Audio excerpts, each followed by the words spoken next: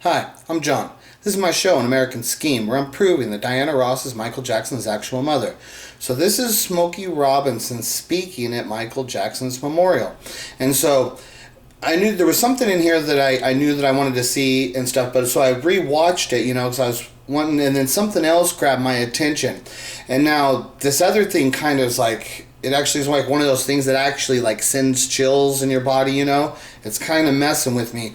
And it's one of these things like, if you've heard through history and stuff, you'll hear about people like reading the signs of the times, or reading the signs in the sky, or in the birds. They talk about, the birds flew by, or they used to sacrifice animals and the way the blood would drop, and just things like that. There's talk about things that people would read the signs and stuff, and so there's things like that happen and stuff, and when you experience them, they're weird. And so I think I just saw one here in this Smokey Robinson thing, and it's kind of got me like, it's like a chills thing. So I'm going to show you first part of this here.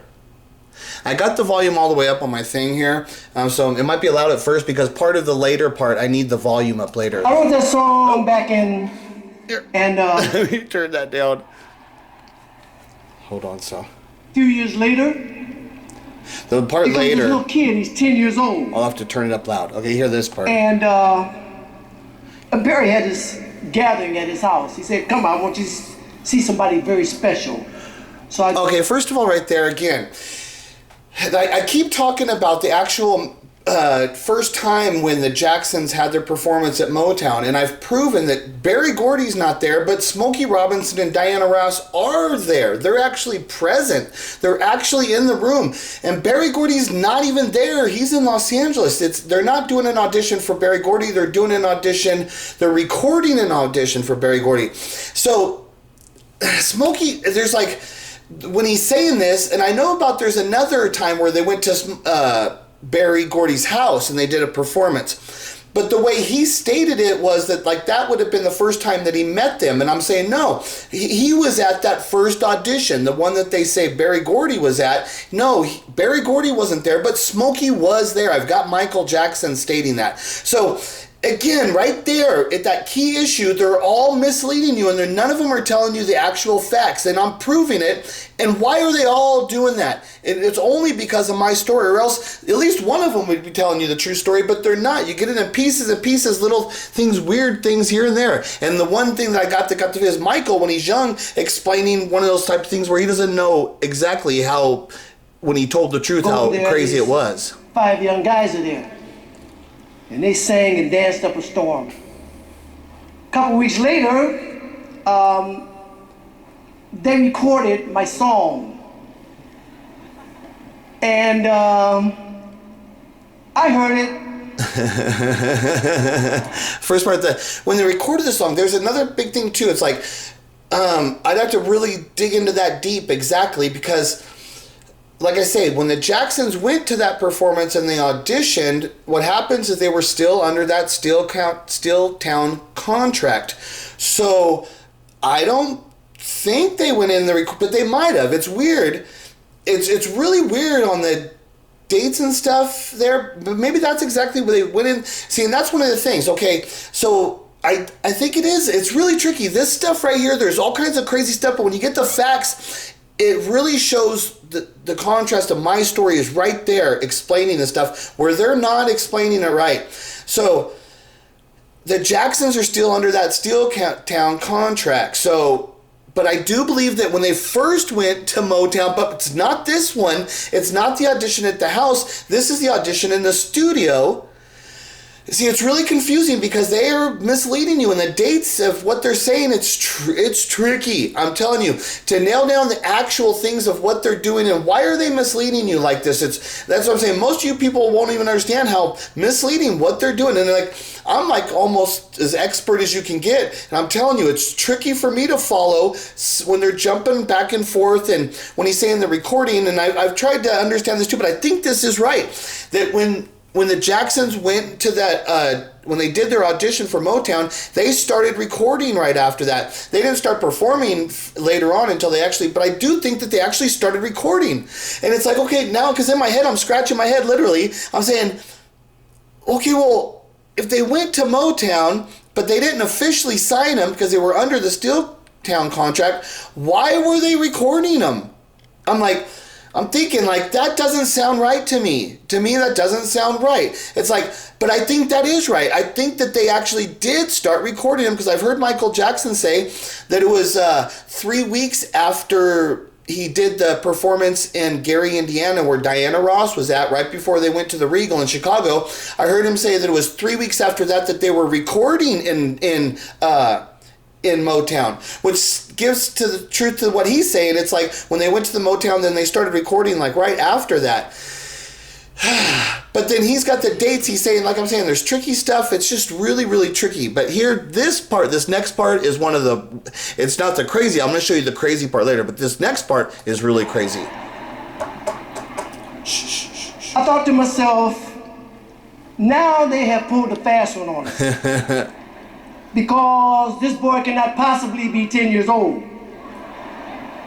This song is about somebody who had somebody who loved them, but they treated them bad. They treated them so bad till they lost them. And now they are paying the price of wanting somebody back that they treated bad and lost.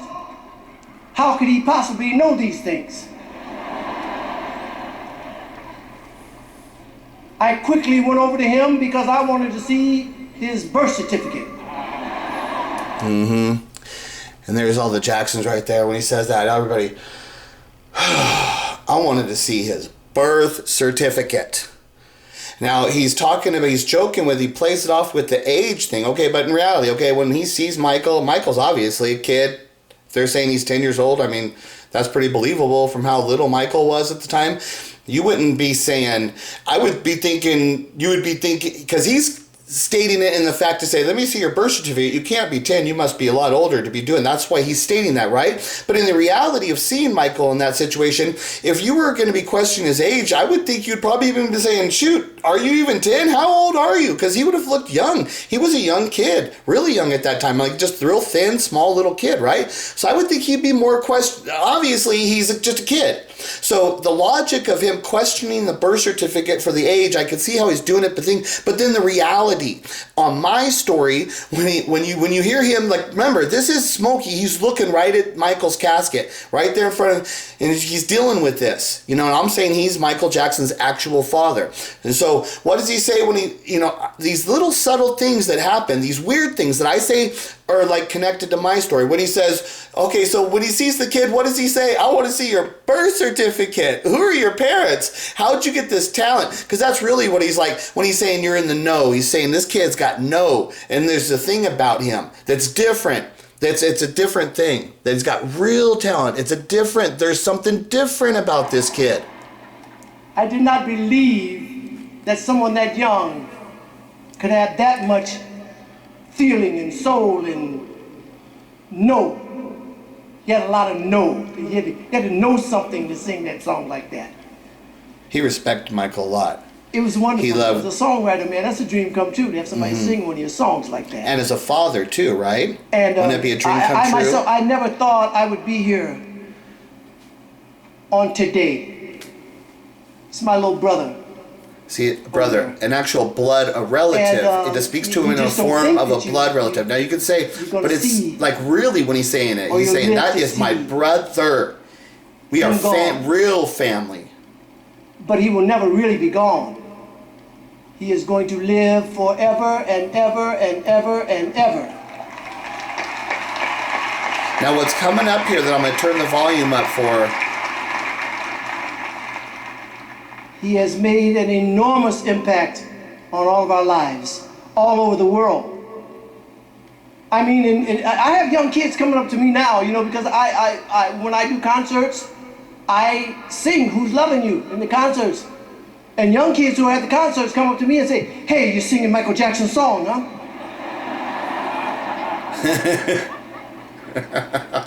See how proud, the proud father, Joe Jackson don't speak But like he will that. live See, on. Joe Jackson Well, never shows I that am kind a firm of proud of believer a father. in blessings.